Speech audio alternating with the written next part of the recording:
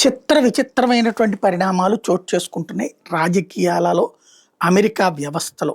America తను భారతీయులనే కాదు టోటల్‌గా ఎవరెవరైతే ఎక్కువొస్తున్నారో ఆళ్ళని రానివ్వకూడదు అనుకుంటుంది. ఎస్పెషల్లీ భారతీయులు. ఎందుకంటే ఒకళ్ళే 3 ఉద్యోగాలు చేస్తున్నారు. 2, 3 ఉద్యోగాలు. అక్కడ ఇద్దరు, ముగ్గురు ఉపాధి అవకాశాలు కోల్పోతున్నారు అన్నటువంటిది వాళ్ళకున్నటువంటి కడుపు మంట, కోపం. ఆ కోపం తీర్చుకునేందుకోసమని భారత్ మీదన విపరీతమైనటువంటి ఇష్యూస్ క్రియేట్ చేసుకొస్తున్నారు. ఎక్కువగా ఇప్పటికి ఏది మన హెచ్-1బీ వీసాలు కూడా 72% భారతీయులే ఉండటం అన్నటువంటిది కూడా ఆళ్ళ కడుపు మంటకి మరొక కారణం. ఇప్పుడు హెచ్-1బీ వీసాలున్న విదేశాలకు వెళ్ళి వచ్చినటువంటి వాళ్ళకి 20 ప్రశ్నలట.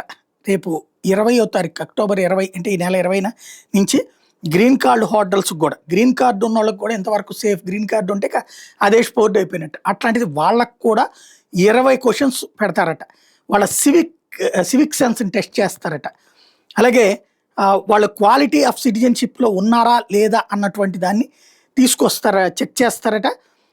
ఏదైతే అమెరికాకి సంబంధించినటువంటి ప్రత్యేక నిబంధనల ప్రకారం ఉన్నటువంటిది.